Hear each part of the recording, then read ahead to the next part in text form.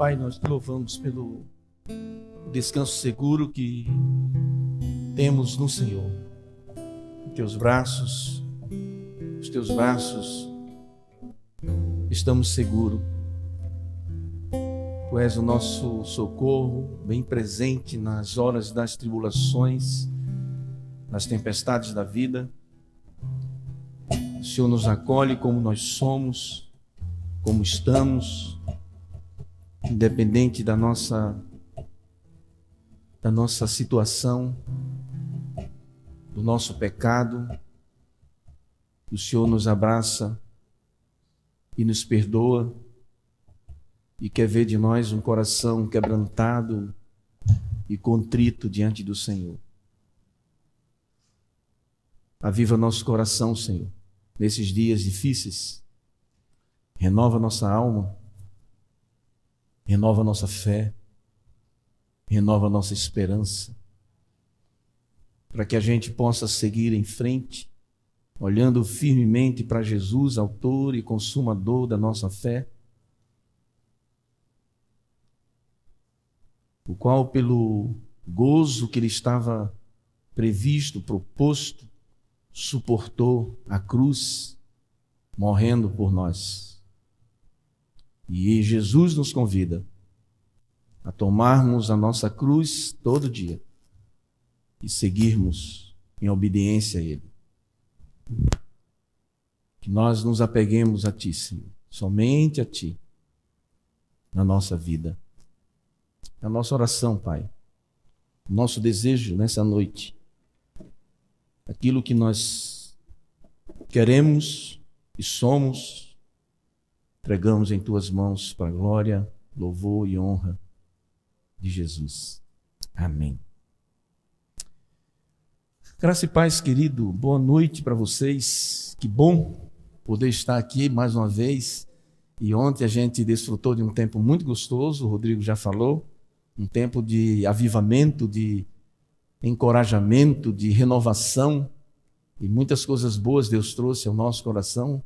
E você que não esteve aqui, você vai ter a chance novamente. Dia 23 de outubro será a nossa próxima jornada de oração. E nós convidamos você a embarcar nessa jornada que tem sido muito, muito gostosa. E alguém me perguntou se nós iríamos continuar. Eu disse, nós pretendemos continuar a jornada de oração até Jesus voltar. A gente precisa entender como igreja que nós precisamos orar como igreja, em grupo, e precisamos entender que precisamos orar em casa, orar na rua, orar onde nós estivermos. Eu espero que Deus esteja desafiando você, meu querido, a viver assim. E nós estamos vivendo dias difíceis, e esses dias se tornam mais difíceis quando nós não colocamos Jesus no nosso barco, né? E eu desafio para mim e para você.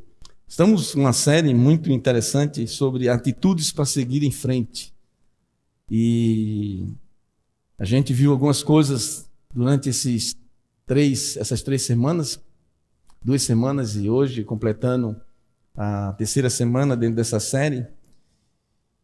E a gente viu sobre algumas coisas, algumas atitudes que eu e você nós precisamos ter. A primeira delas é reparar os erros, lembra? Reparar os erros. E nós falamos que reparar os erros é como se você tivesse que ir no seu carro com oficina e ver se ele está legal para viajar. Isso é reparar o erro, ou pelo menos estar bem consciente de que você vai fazer uma viagem com segurança. Reparar os erros. E depois nós vimos sobre reorganizar nossa vida, fazer uma reorganização na nossa vida. E aí trabalhamos aquela ideia de que entrar dentro de um quartinho, como se entrasse dentro do quartinho e fosse dar uma arrumada na nossa bagunça, né? A bagunça do nosso coração, a bagunça da nossa vida. E muitas vezes nós não conseguimos seguir em frente porque o carro não está bem e a nossa vida não está bem organizada também. E aí a gente não consegue ter uma vida cristã como Jesus gostaria que nós tivéssemos. E aí hoje fica o desafio de renovar a esperança. E ontem a gente foi bombardeado de 8 da manhã até 8 da noite sobre essa renovação da esperança, renovar a esperança, né? Deixa eu fazer uma pergunta. Qual dessas coisas vai ter lá no céu? Não está aí não essa pergunta, mas pode colocar já aí, que é o nosso tema. Nosso tema.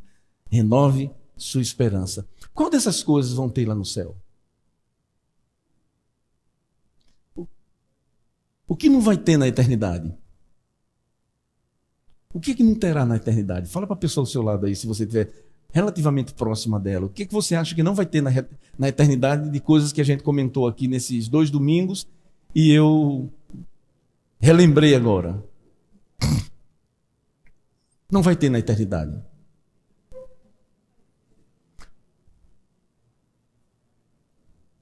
Por exemplo, vão ter erros na eternidade para serem ajustados, consertados? Sim ou não? De jeito nenhum, nenhum errinho, tudo perfeito, pecado. Não? Organizar a nossa agenda. Será que vai ter um momento da gente reorganizar a nossa agenda, ver o que tem que fazer? Vai ter? Tem um administrador ali dizendo que vai ter.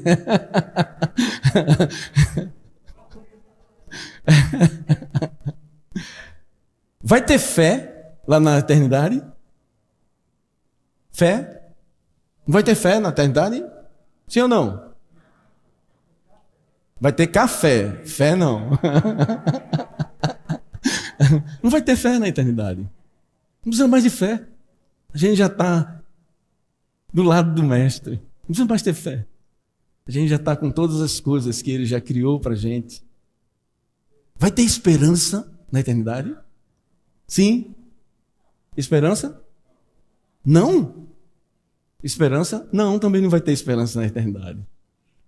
1 Coríntios capítulo 13, versículo 13 diz que fé, amor, fé, esperança e amor. Desses 3, o que permanece é o amor. Vai ter amor na eternidade? Vai ter amor porque Deus é amor.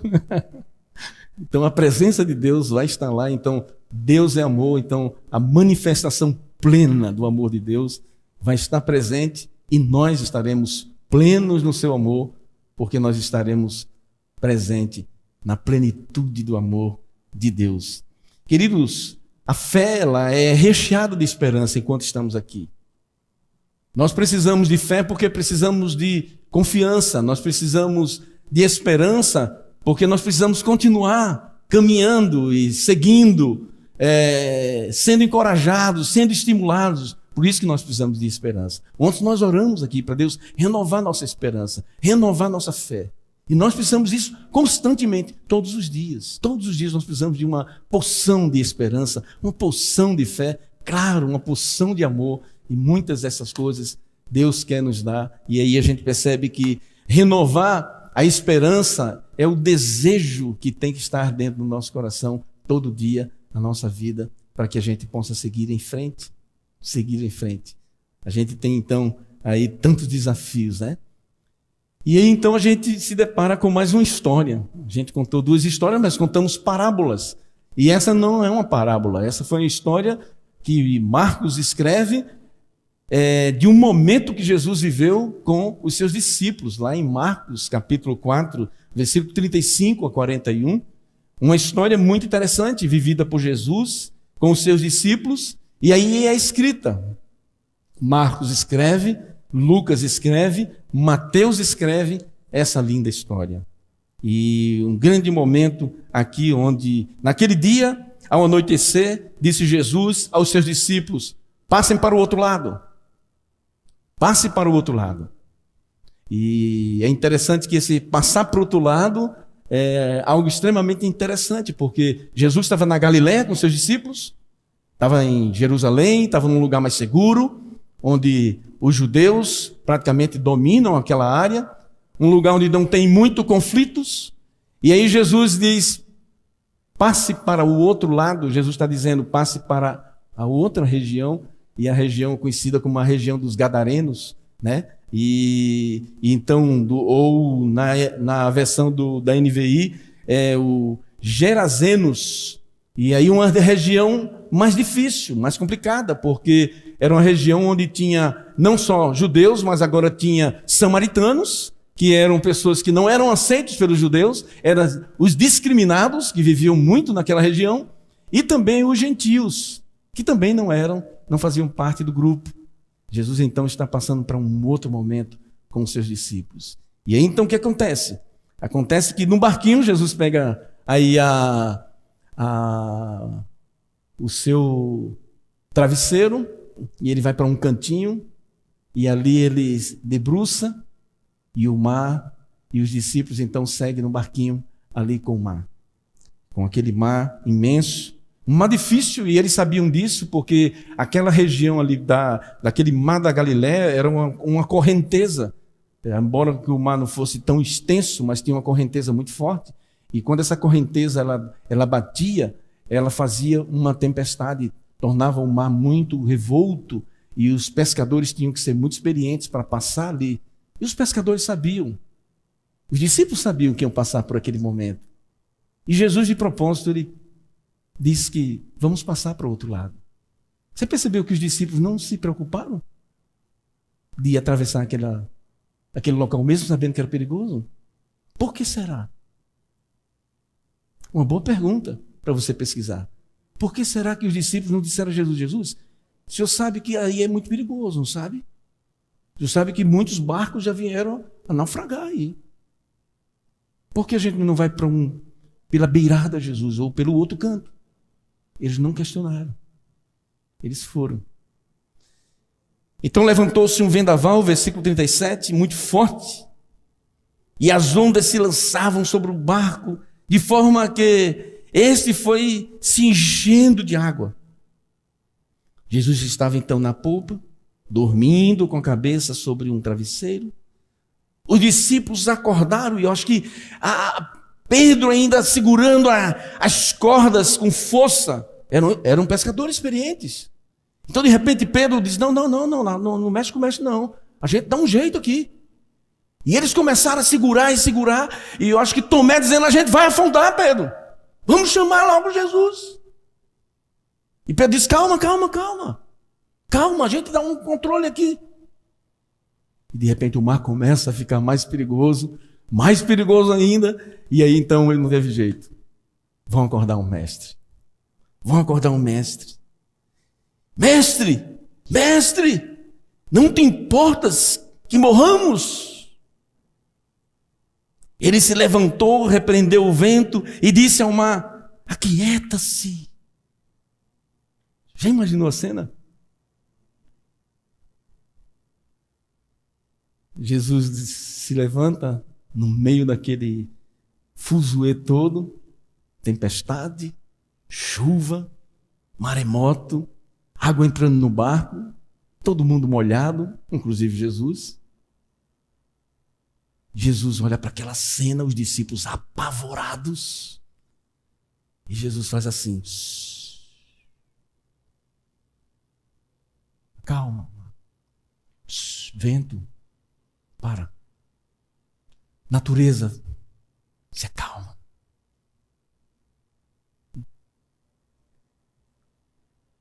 Os discípulos então olharam para aquela situação, mas antes disso, Jesus fala para eles: por que vocês estão com tanto medo? Ainda não têm fé? Eles estavam apavorados. Preste atenção. Eles estavam apavorados e perguntavam uns aos outros: quem é esse? Lembra que eles estavam com medo do vento, do mar, da tempestade? E agora, de repente, outro tipo de medo começou a apavorar eles. Qual foi o medo? Qual foi o pavor? Desse cara que agora se levanta e ordena que o vento pare, que o mar se detenha, que a tempestade acalme. E eles, o medo já de se afundar já não era, agora era o medo de quem é esse? Que até o vento e o mar, a natureza o obedece. Que fantástico. 4 perguntas ressaltam nesse texto. Ressaltam nesse texto. A primeira no versículo 38, veja aí. Mestre, não te importas que morramos? Para mim, essa pergunta, queridos, ela revela a fragilidade e a limitação humana.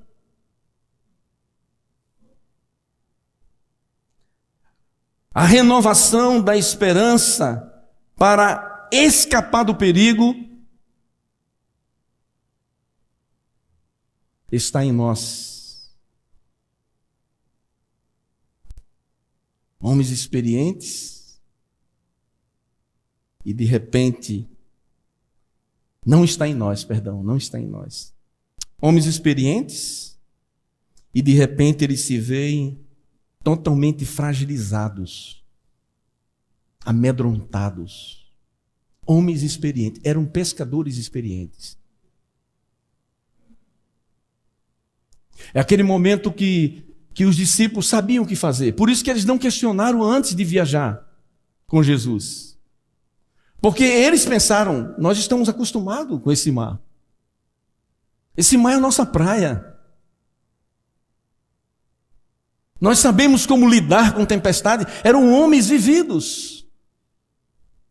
E de repente esses homens têm que reconhecer a sua limitação, a sua fragilidade.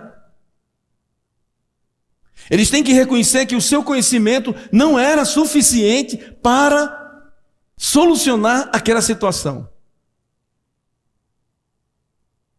Aqui tem muita coisa para mim e para você, queridos. É quando eu e você achamos que nós podemos. E às vezes a gente segue em frente, deixando Jesus de lado. Você costuma, por exemplo, orar pedindo direção de Deus antes de tomar uma atitude? Antes de tomar uma decisão? Você costuma consultar Deus nas coisas que você pretende fazer? Nas inquietações do seu coração?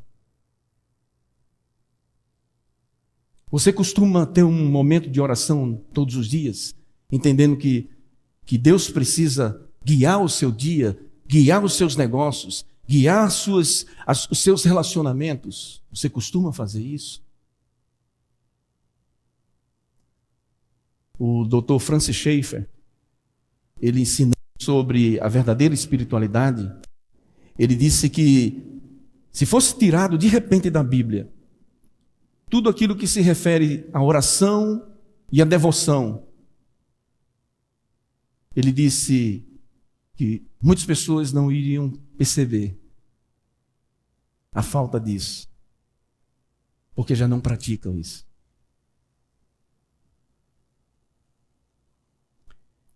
Então a pergunta inquietante, Senhor, não se incomoda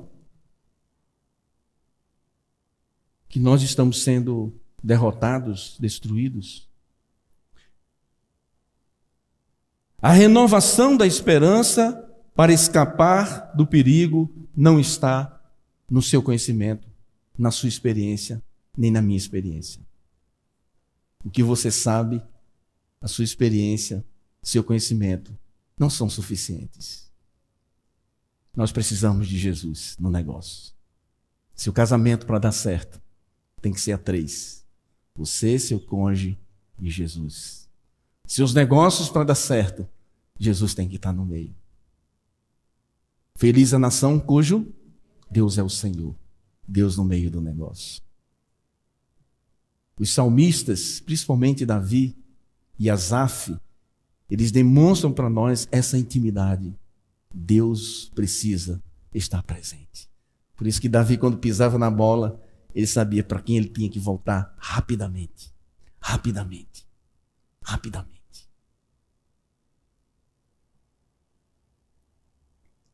A segunda e a terceira pergunta, elas se encontram no versículo 40.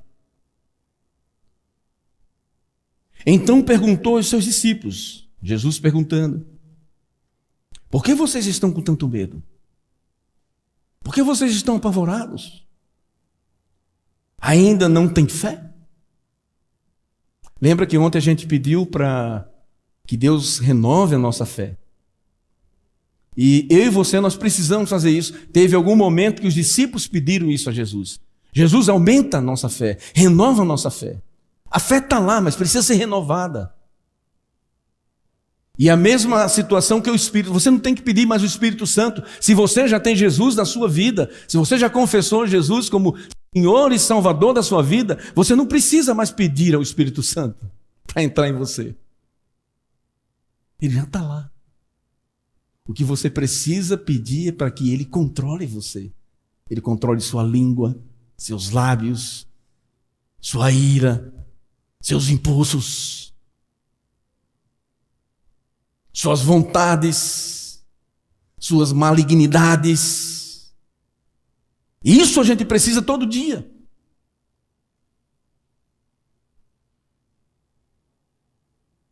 E aí então, Jesus, Ele revela aqui para mim e para você que o medo, mesmo sendo normal, não deve nos vencer. O medo é normal. Em mim e você. Todos nós temos medo. Em algum determinado momento. Mas o medo não deve nos vencer. O oposto da fé não é a dúvida, é o medo. O contrário da fé não é a dúvida, é o medo. É o medo. E nós precisamos ter cuidado para que a gente não troque medo por temor a Deus. Quando a Bíblia manda eu temer a Deus, não está dizendo que eu tenho que ter medo de Deus, mas eu tenho que ter reverência a Ele. Não é medo. Gente, sabe uma coisa que não gosto? Se você como pai fizer isso na minha frente, se você já fez, eu talvez já repreendi você ou conversei com você depois. Não faça isso, viu? Olhe, se você fizer, papai do céu vai lhe castigar. Papai, não faça isso com seu filho. Se você já fez, volte e peça perdão para ele. Ou às vezes você até ora por alguém, dizendo: Senhor, essa pessoa fez isso. Pune ela, Senhor. Coloca a tua mão de justiça na vida dessa pessoa. Não faça isso. Deus não vai te ouvir. É blá, blá, blá. Porque se Deus for colocar a mão de justiça no miserável que está perturbando a sua vida, Ele vai também colocar na tua vida, porque você também é um miserável. Por isso que dizem, quando a gente aponta o dedo para alguém, a gente está apontando a dedo. Olha aí, ó. 3 para mim, 1 para Deus e 1 para a pessoa. Porque eu não posso apontar dedo para ninguém.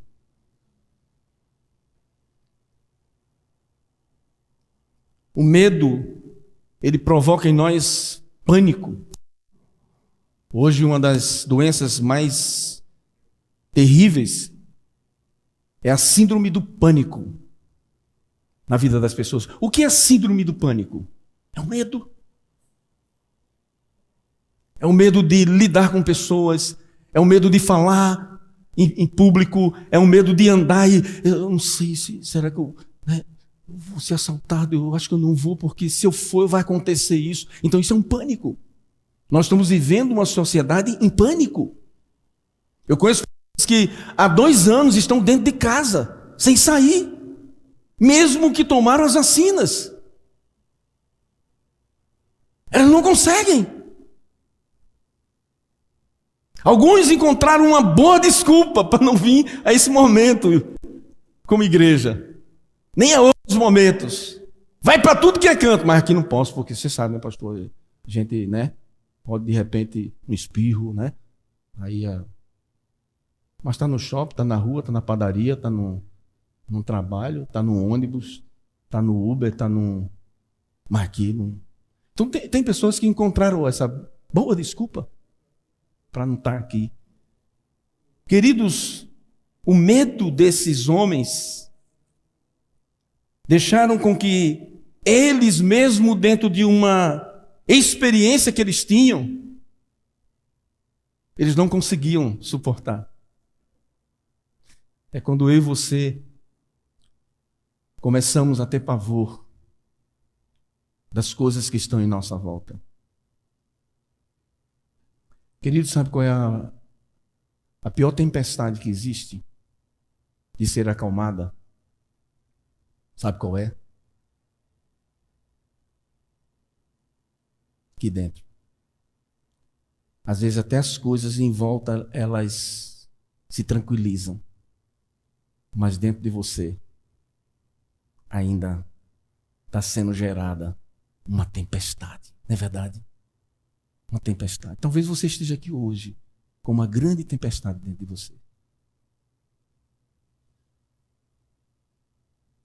Talvez você esteja aqui hoje como esses discípulos naquele barco, onde você não consegue visualizar uma solução para o seu pânico, para a sua insegurança. E Jesus, então, ele repreende os discípulos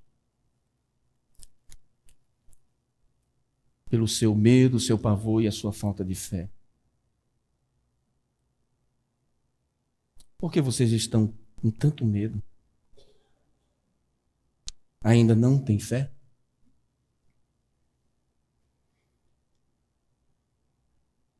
A renovação da esperança, ela está na nossa confiança em Jesus. Talvez essa é uma grande lição que Jesus quis ensinar nesse momento. A renovação da nossa esperança, ela está na confiança em Jesus. Vamos a renovação da nossa esperança. Ela não está na situação política. Ela não está no dinheiro que você vai ganhar, na sua posição. Todas essas coisas são importantes para a gente viver nessa vida. Uma boa política, dinheiro, a nossa posição como empregado, como profissional. Todas essas coisas são importantes. Mas a nossa esperança não está aí. A nossa esperança está em Jesus. Jesus quis dar essa lição. Perceba que Jesus ele não é pego de surpresa. Jesus não é pego de surpresa nessas histórias. Assim como ele contava as histórias, as parábolas, para dar um ensinamento, eles permitiam que os discípulos aprendessem com ele, como essa história. E o que para mim é cabuloso é que a autoconfiança dos discípulos foi tão grande que eles não questionaram Jesus antes de ir para o mar, como eu já falei. Eles podiam ter dito. E às vezes a sua e a minha autoconfiança também é assim. A gente toma decisões jurando que a gente está no negócio. Eu sei o que estou fazendo. Eu tenho segurança nessa decisão. Eu vou orar só por orar, mas eu sei o que eu estou fazendo. Eu sei o meu conhecimento. Eu sei, sabe nada. Sabe nada.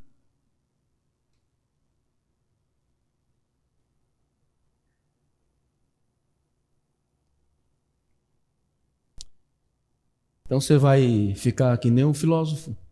Eu só sei o que nada sei. A quarta pergunta, no versículo 41, eles estavam apavorados e eles começaram então a perguntar quando Jesus acalma tudo ali. Eles perguntam uns aos outros. Acho que nesse momento aí, eu imagino a cena, o mar se acalmando, Pedro olhando para João, Tomé lá do outro lado, agarrado com a vela. Eu acho que a cena, sabe aquela cena onde a festa termina e você vê só a bagunça? E eles olham para tudo aquilo ali, o mar, e eles olham uns para os outros e dizem, quem é esse? Lembre que eles faziam pouco tempo que estavam andando com Jesus. Eles não tinham ainda visto muitas coisas em Jesus. Ele disse, Pedro, quem é esse, Pedro? Tomé, quem é esse cara que a gente está seguindo? Ele mandou o mar parar. Eu nunca vi isso. Pedro, você lembra quantos mares a gente pegou e teve que se arrebentar todinho e sair um agarrado nos pedaços? Lembra, Pedro? Lembro.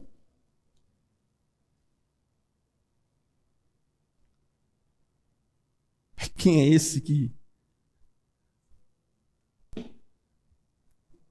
o mar, o vento, a tempestade lhe obedece? Querido, para mim isso revela que nós precisamos reconhecer o poder de Deus em toda a criação.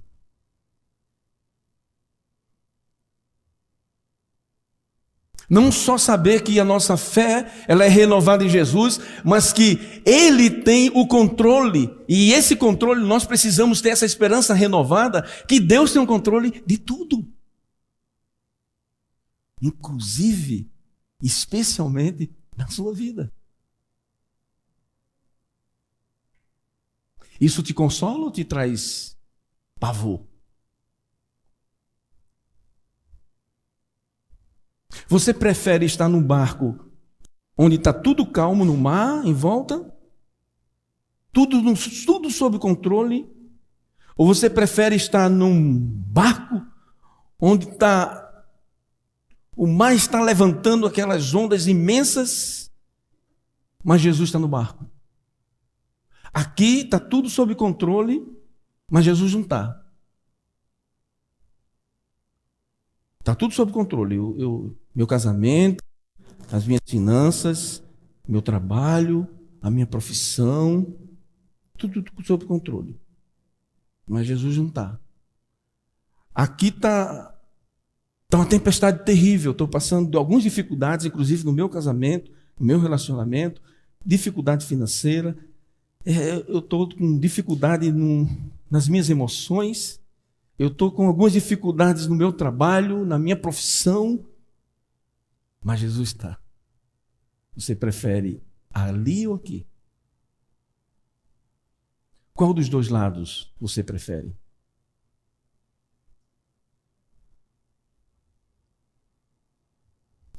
A renovação da esperança está naquele que tem o domínio sobre todas as coisas. O Mestre, o mar se revolta. As ondas nos dão pavor. Os céus se revestem de trevas. Oh, onde está o Salvador?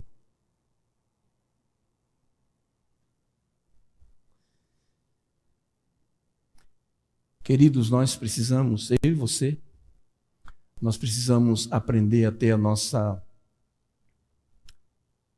vida acalmada por Jesus, aquele que é o controlador de tudo. Nós precisamos ter a nossa esperança renovada nele. Ontem nós conversamos sobre, por exemplo, o que é uma pessoa avivada? O que é uma pessoa renovada? Como é que você identifica alguém avivado? Como é que você identifica alguém avivado, alguém renovado, alguém cheio de esperança? E as pessoas começaram a falar. Lembra? Vocês começaram a falar muitas coisas. E cada momento, eu participei de 4 momentos ontem de oração. E em cada momento foi muito significante o que as pessoas estavam dizendo.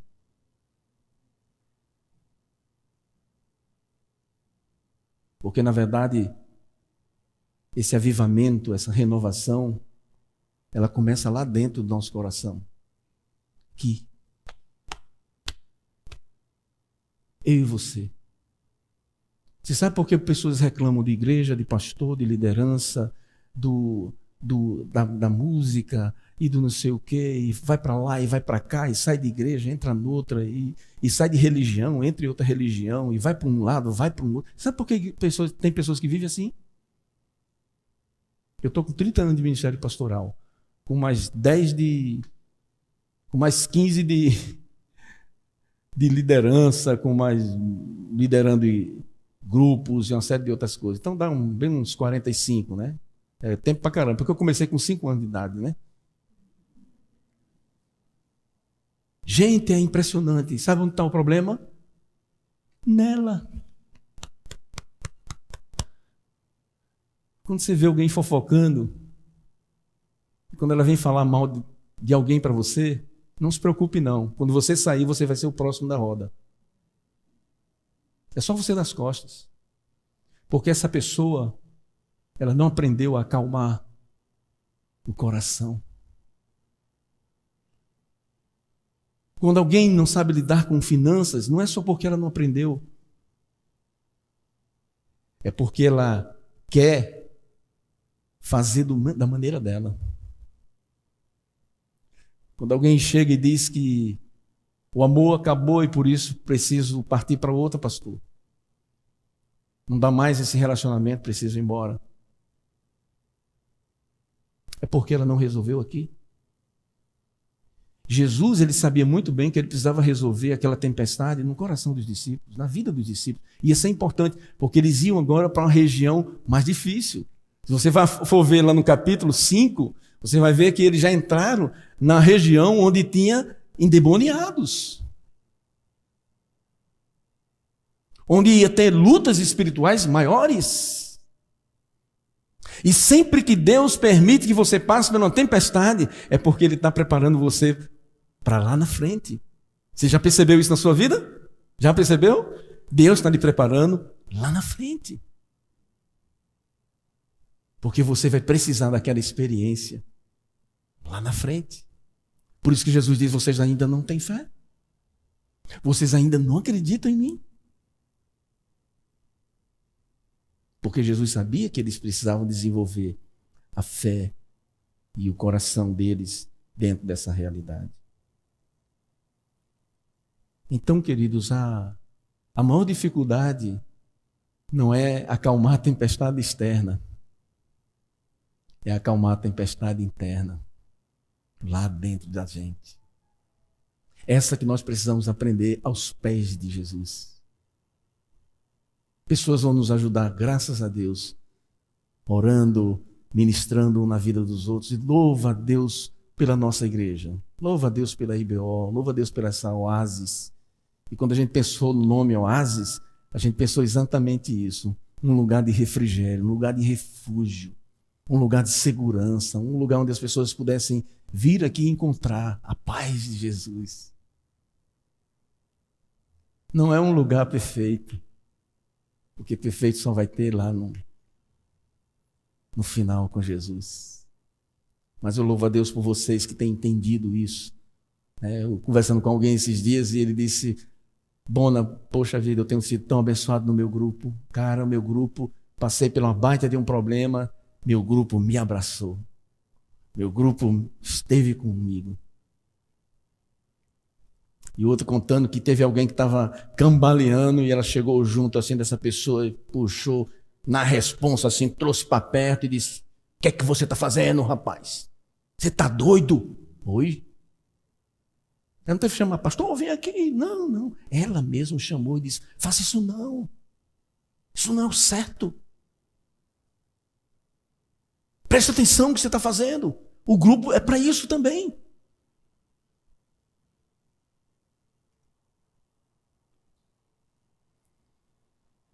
Algumas lições poderosas eu queria passar para vocês hoje à noite. E aí você vai ler aí. Primeira lição poderosa. Vamos ler junto? Jesus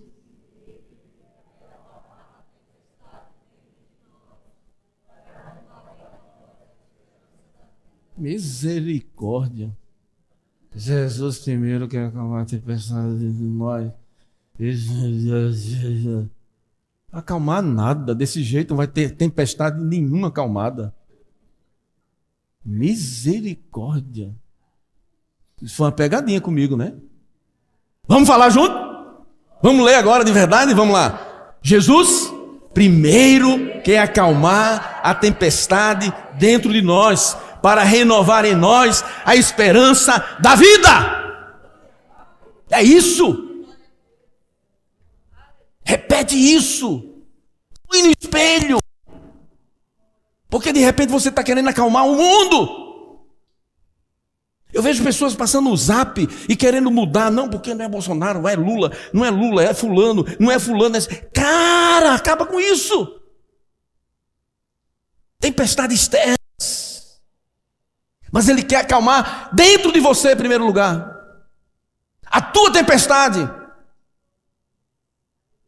Isso que Ele quer acalmar.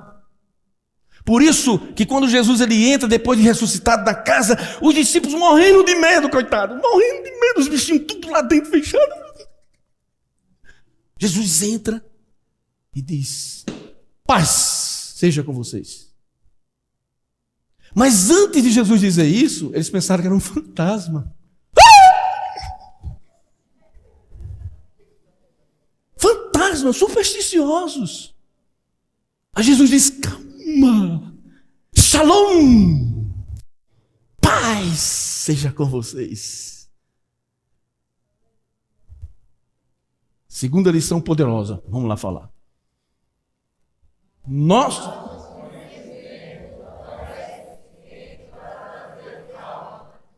Agora vamos falar de verdade, tá? Nosso conhecimento não é suficiente. Calma. Não é a tua teologia, o que você conhece, o que você já leu, os cultos, e blá, blá, blá, blá. Não é isso que vai te trazer calma. O que vai te trazer calma é estar nos braços do Mestre, agarrado com Jesus. Terceira lição poderosa, vamos lá. É preciso ter esperança na pessoa certa, e essa pessoa é Jesus Cristo. Ele é a esperança certa. Ele é a nossa esperança. Mais ninguém. As outras coisas nos ajudam? Sim, nos ajudam. Por isso que até hoje eu continuo fazendo curso, continuo estudando, continuo lendo, continuo me dedicando, incentivo. Quem anda comigo sabe disso, é livro para ler, e outro livro aqui, o pessoal já chega. Né? Teve uma vez, um de vocês aí, não vou dizer o nome, todo aniversário eu dava um livro. Aí chega um dia e disse: pastor, não me dê mais não. O senhor só me dá um livro, eu tenho mais de 15 que o senhor, todo aniversário. Eu digo: infeliz, tu lê esses livros?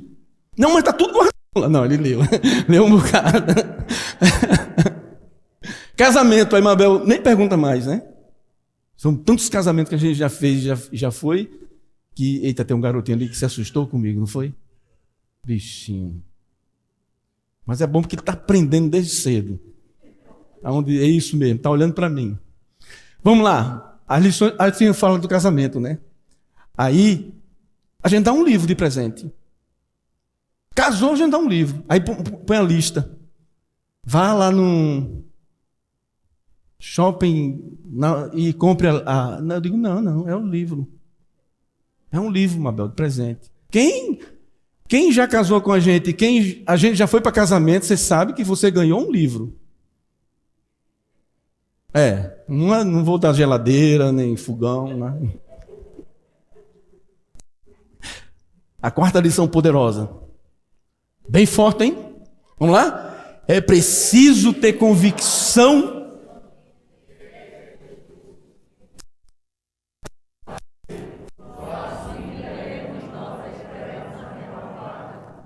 Essa precisa ler de novo.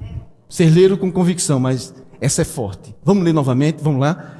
É preciso ter mais convicção de quem é Jesus e do que Ele é capaz de fazer. Só assim teremos nossa esperança renovada.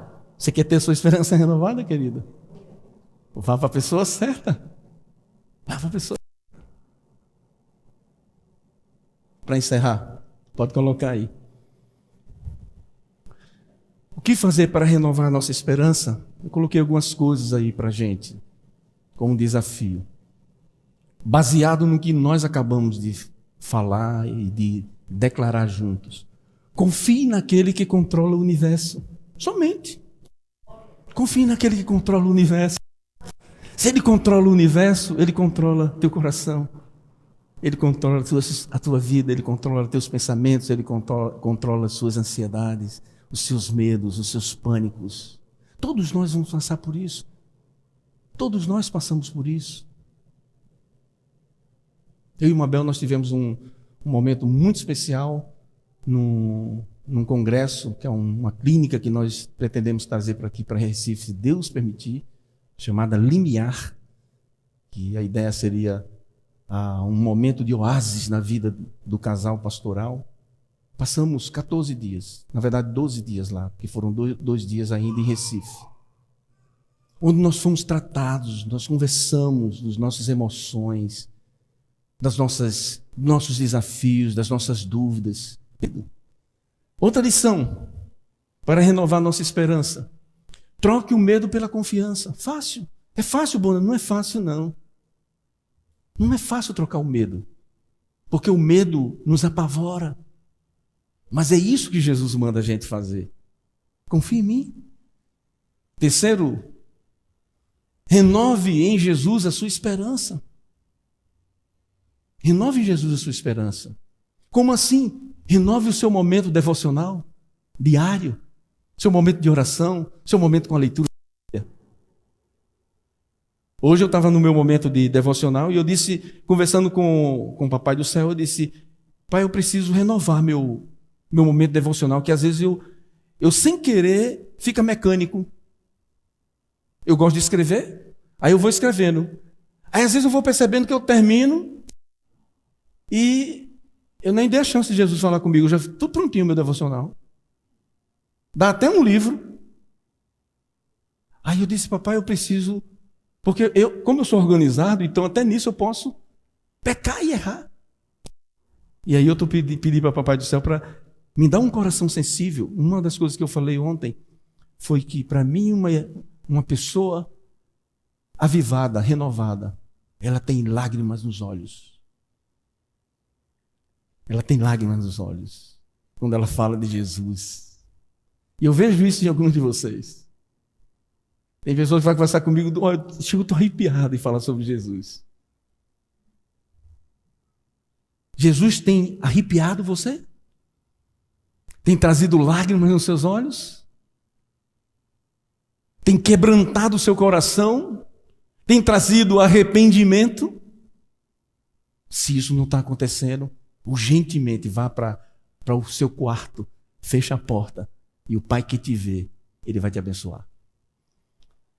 A quarta, eu acho que é a última: esteja seguro na segurança de Jesus. Redundante, mas é isso mesmo que eu quis falar. Ser redundante mesmo. Esteja seguro, mas na segurança de Jesus. Não na sua, mas na segurança de Jesus. Pode passar, acho que eu tenho um versículo aí para terminar com ele. 2 Timóteo capítulo 1, versículo 7. Pois Deus não nos deu espírito de medo, mas de poder, de amor e de equilíbrio. Deus nos deu, não deu a você espírito de medo, mas Ele deu a você espírito de poder. Poder dele, não seu. Espírito de amor, o amor dele em nós. O espírito de equilíbrio, moderação, que vem dele, não nosso. Por isso que diz espírito de. Exatamente para a gente entender que o controle vem dele, para mim e para a sua vida. Eu queria orar com vocês.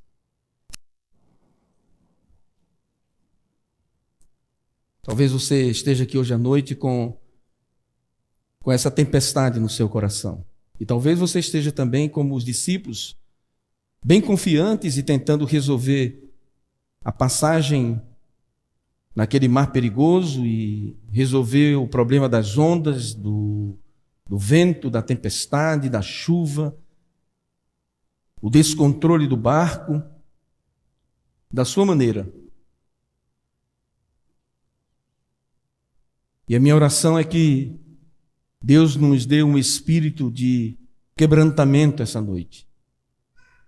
Um espírito não de medo, não de pavor, mas um espírito renovado no Criador, Criador do universo.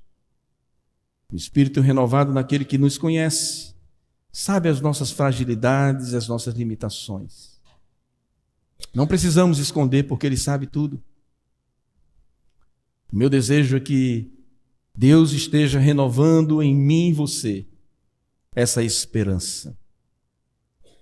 Ele já nos ajudou a reparar alguns erros, já nos ajudou a reorganizar algumas coisas da nossa vida, espero que você tenha feito isso. E hoje nós oramos para que Ele renove dentro de nós a sua esperança. A sua esperança. Pai, que seja assim, nosso coração, enquanto nós estamos vivendo nessa tempestade chamada pandemia, nessa tempestade chamada síndromes, nessa tempestade chamada de confusão política, nessa tempestade chamada de desordem econômica, nessa tempestade chamada de descontrole da sociedade, que o Senhor dê paz e tranquilize o nosso coração, para que a gente possa navegar por esse mar, por essa tempestade, entendendo que é o Senhor que acalma as ondas, o mar, a tempestade, e o Senhor nos dá a tua paz. Em nome de Jesus.